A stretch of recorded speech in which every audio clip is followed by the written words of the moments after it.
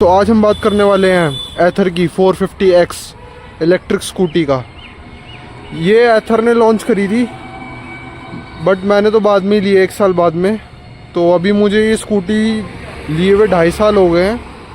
2.5 साल में मुझे अभी तक कोई इशू आया नहीं है। 2 बार इसका बेल्ट का इशू आया। एक बार तो चलते चलते बेल्ट टूट गई थी और दूसरी बार घिस गई थी बेल्ट। वो तो चलो अलग मैटर है, बट हाँ ये इसका मडगार्ड बहुत कॉस्टली है। मतलब टूट जाता है तो दोबारा लगवाना तो मुझे तो वर्थ नहीं लगता, इसलिए मैंने तो इसमें दूसरा मडगार्ड लगवा रखा है बाहर से। बाकी हाँ इसके पार्ट सॉलिड है, आप देख ही सकते हैं। इस पर स्क्रैचेस आए हुए हैं, काफ़ी बार गिर ली है स्कूटी। हाँ कोई भी पार्ट अंदर ना टूटा है ना दबा है, बस ऊपर एक्सटर्नल स्क्रैचेस आए हुए हैं इस पर बहुत ज़्यादा। बाकी इसकी लाइट की कंडीशन भी सही है और इस साइड से भी देख ही सकते हैं। इधर से तो कम ही गिरी है, इधर से तो कोई इशू ही नहीं आया स्कूटी में। मैंने अभी 36,000 तो चला ही दी है स्कूटी। और मतलब चार्जिंग पॉइंट भी है, बट मैं इसका एक्सटर्नल चार्जर भी साथ में ही रखता हूँ। बाकी बाहर भी चार्जिंग पॉइंट है, 1-2 ख़राब है इसके चार्जिंग पॉइंट। बाकी एक बार चार्ज करने में 100 किलोमीटर चल जाती है। मैंने तो मैक्स 90 किलोमीटर चलाई है एक बार चार्ज करने के बाद। और तो मेरे को कोई इशू आया नहीं। पार्ट्स थोड़े इसके महंगे, इस कारण से मैंने शीशा भी नहीं लगवाया इसका। और ज़रूरत भी नहीं पड़ती, मैं तो शीशा इसका हटा ही दूंगा, कोई वो है ही नहीं, ज़रूरत ही नहीं है। बाकी मैक्स स्पीड तो इसकी 92 है। 4 मोड दे रखे हैं इनने टॉप मॉडल में। पहला है इको, फिर राइड, फिर स्पोर्ट्स, फिर रैप। इको और राइड में स्पीड सेट हो रखी है। इको में चलती है 40 और राइड में चलती है 60। स्पोर्ट्स में और रैप में सेम स्पीड है, सेम पिकअप है। 92 मैक्स जाती है हाईवे पे, उससे ऊपर जाती ही नहीं है स्कूटी।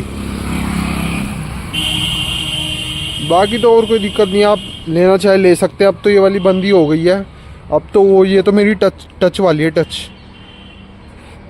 अब तो सारी जॉयस्टिक्स वगैरह से चलने वाली आ रही हैं। अभी मैं इसको स्पोर्ट्स मोड में चला रहा हूँ, देखते कितनी जाती है इसकी टॉप स्पीड।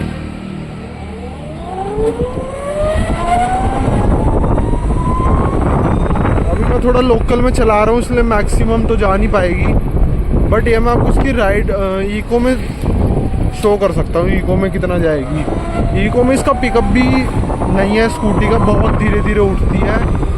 बट हाँ ये 42 टच कर गई है स्कूटी इको में। अगेन चेक करते हैं।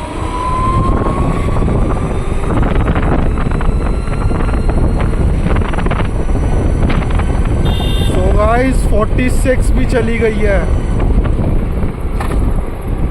46 भी चली गई, क्योंकि मैं इस पे अकेला बैठा हूँ इस टाइम। मैं अभी सिंगल हूँ, बैठा हूँ, इसलिए शायद इतना जा रही है। वरना अगर 2 बैठ जाएंगे या थोड़ा भी सामान होएगा तो ये नहीं जाएगी इतनी मैक्स, बहुत टाइम ले देगी।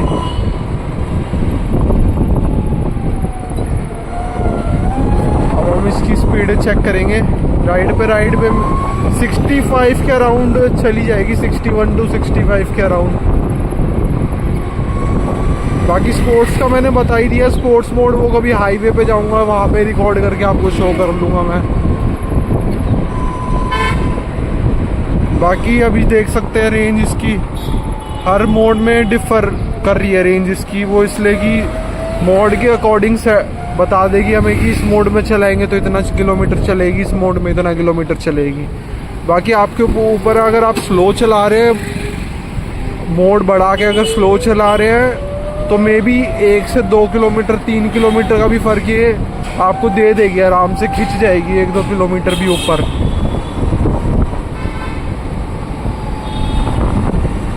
ज़्यादा तो मैं नहीं कह रहा, इतना तो आराम से कर ही लेगी।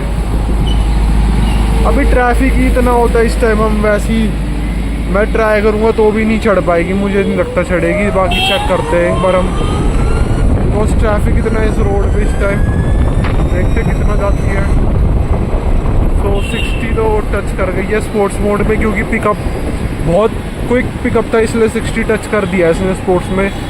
राइड में तो नहीं कर पाती टच, बहुत कम टाइम में इसने टच कर दिया है।